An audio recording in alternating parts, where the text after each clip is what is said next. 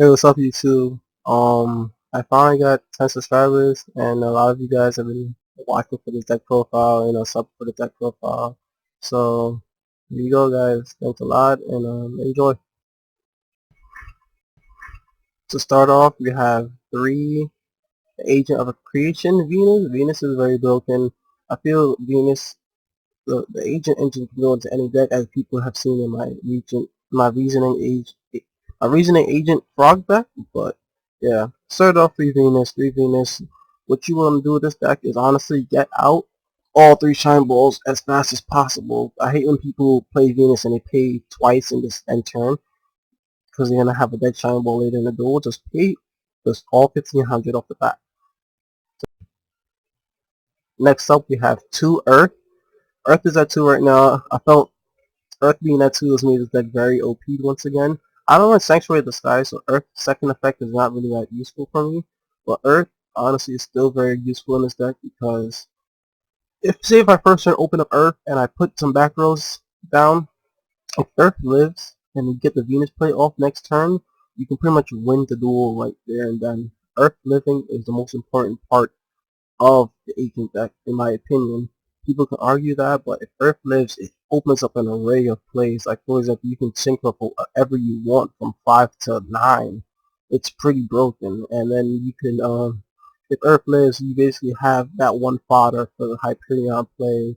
Or if Earth lives and you get 2 Venus, if Earth lives and you get Venus and you play Venus, you get 2 Shine Balls, and you use all those 4 cards to go to a, for example, a Mistworm, and then right there you can go straight for Christia, because then there'll be 4 fairies in the grave right there at the back, right there.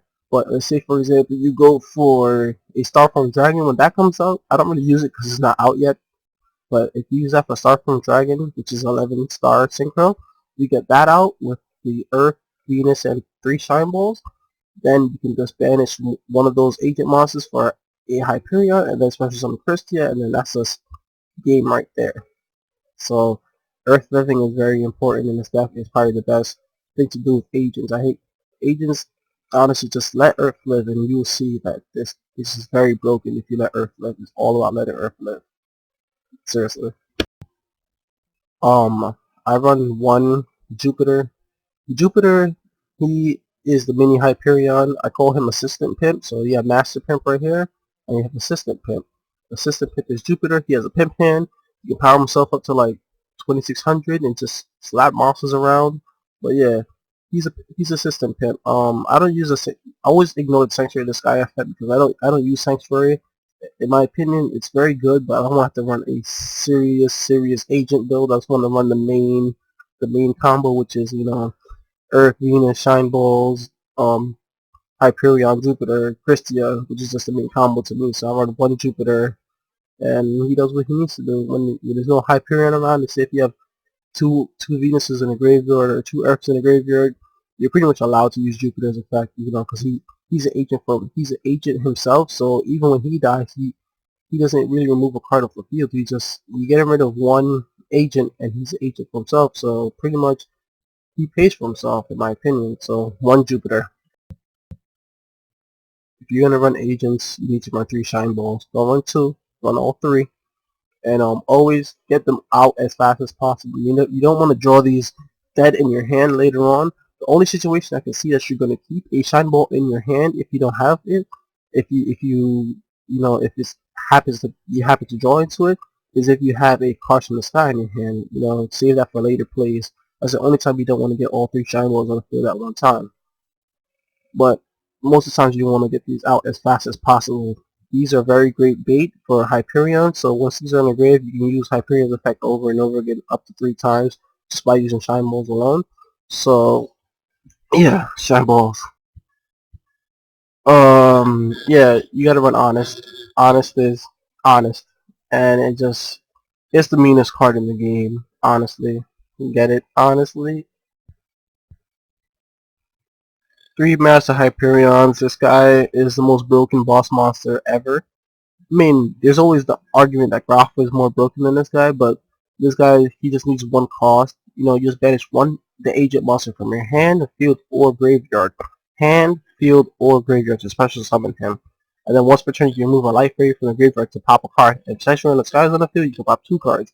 Hyperion is broken. His cost for a summon is so low that he's just too broken. His cost is way too easy. I don't know why they ever did that, but yeah, Hyperion, boss guy.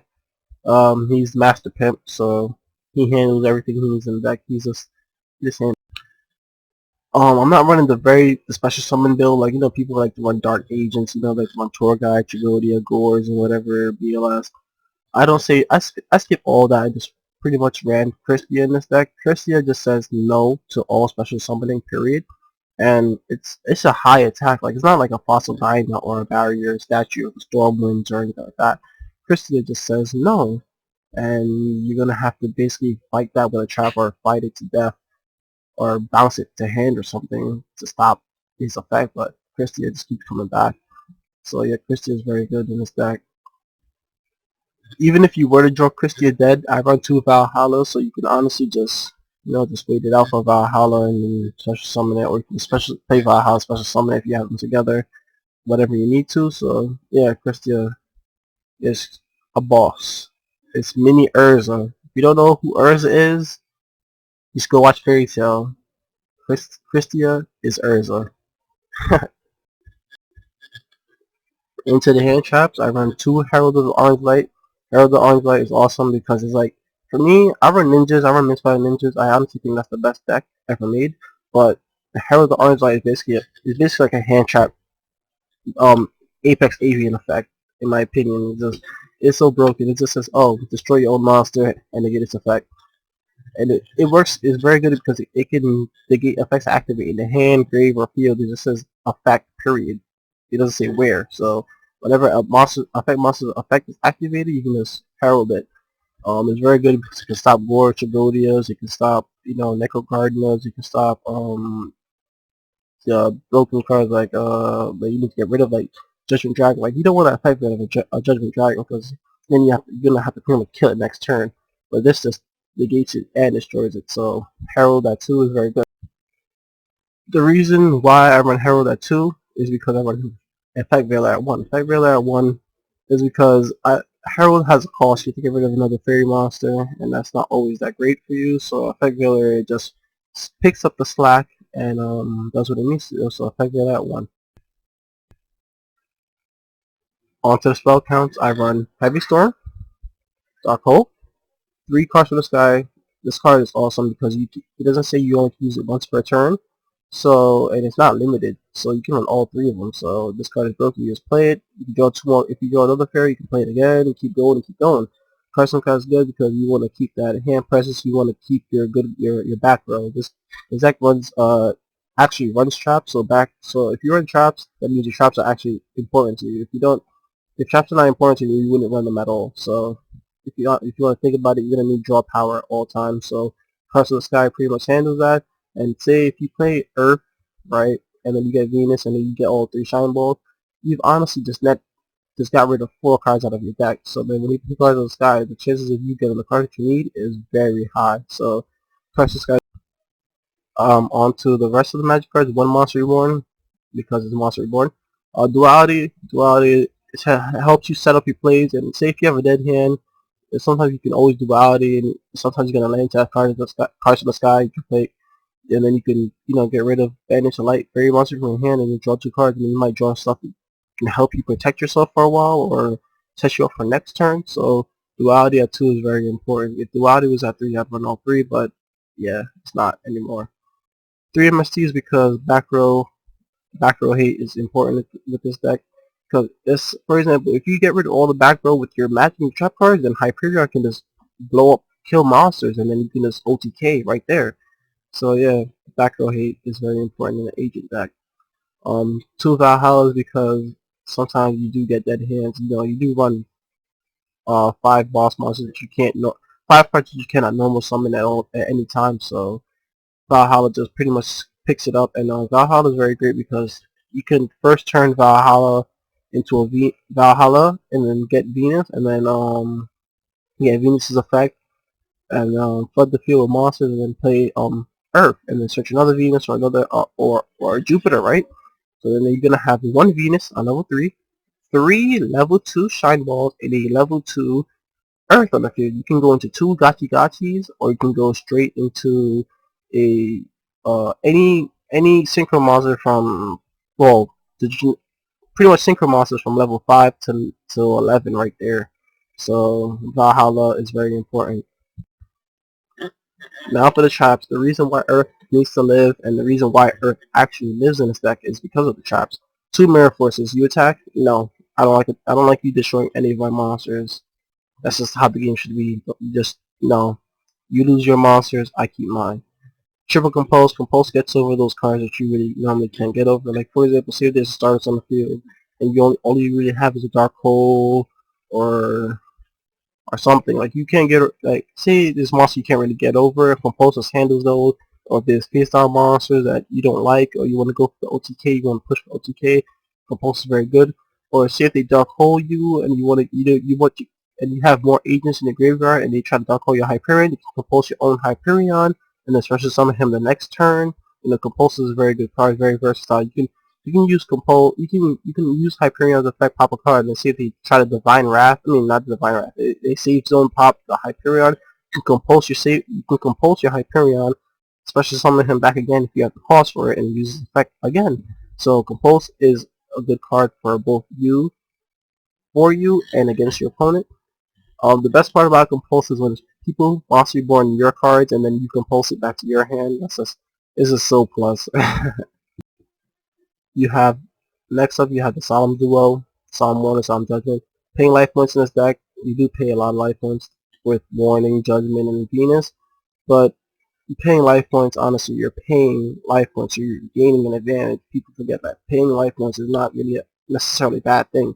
The reason why you have to pay is because you're getting an advantage to begin with. So, yeah, Solemn Judgment, Solemn Warning, and Venus.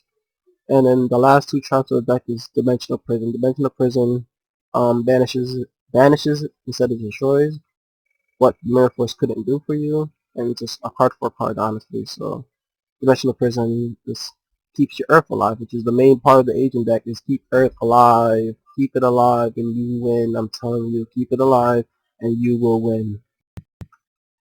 Onto the extra deck you have Daigusto Phoenix. Daigusto Phoenix, you can detach one Kojima material, target a wind monster you control, and it can attack twice. The only wind monsters you run in this whole entire deck is Daigusto Phoenix, and Stardust Dragon. So if you have either one on the field, you can target it and it can attack twice. Daigusto Phoenix is a good card because it's honestly just a 3k hitter by itself. So yeah, if you manage to clear the field with Hyperion effect or MSTs, Heavy Storms, Dark Hold, whatever, Daigusto Phoenix is pretty much going to hit them with that 3,000.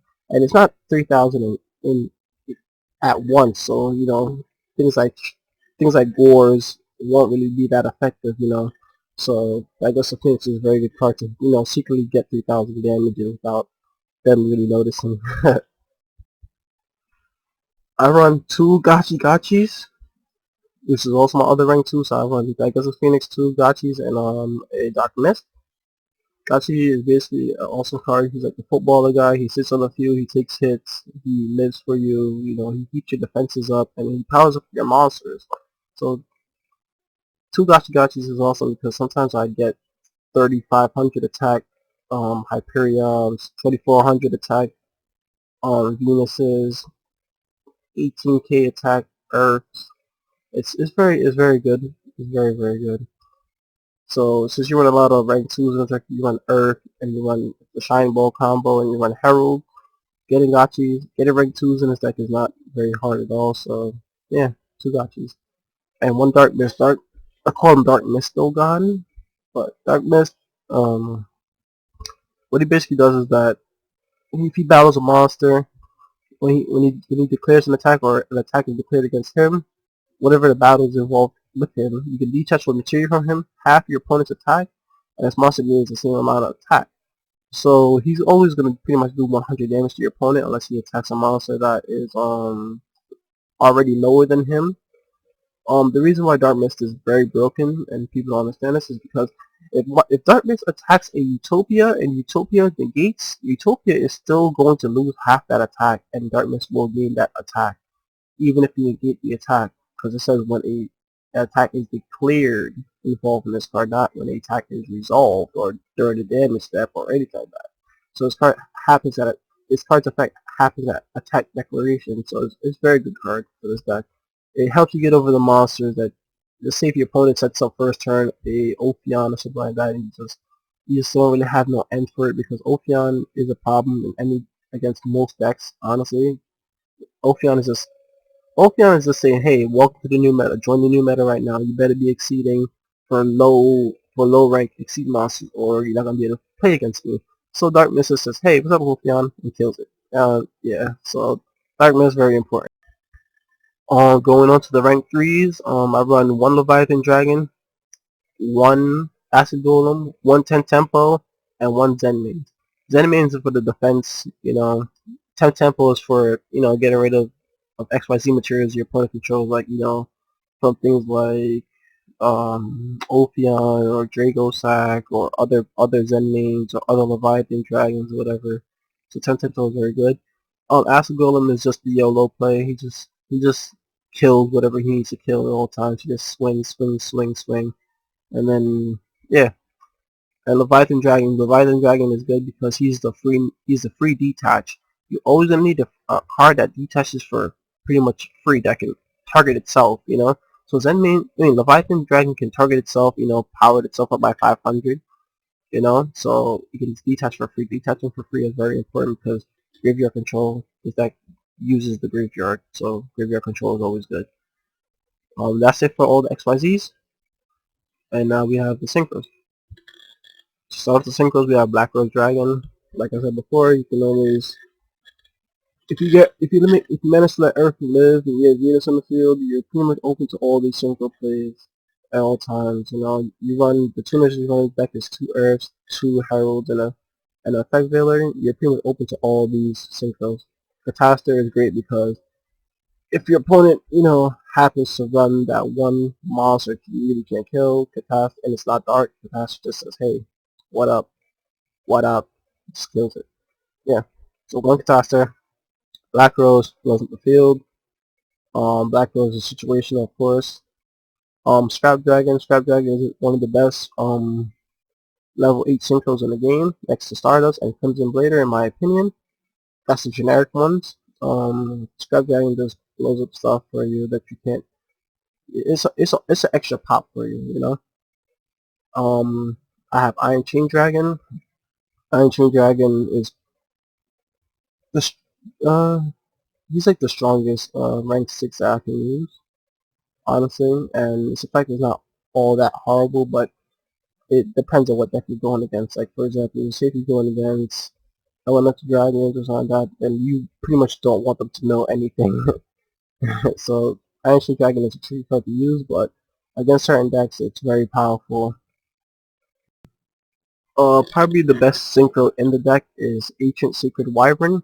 I've gotten out Diagusto Phoenix, Hyperion, and this on the field at the same time. So pretty much you attack him with 3k with Diagusto Phoenix, and you attack him with Hyperion with 27, and then if you attack, and then this gets powered up by the difference of your opponent's life points. So when your life points are higher than your opponent's, this card gains attack of the difference of the life points. So say if your opponent's life points are 1,000 and yours are 8,000, the difference is 7,000. This monster will gain 7,000 attack, and it will be 9,100. This card is just extremely overpowered. Like, why would you give it a benefit for beating down your opponent?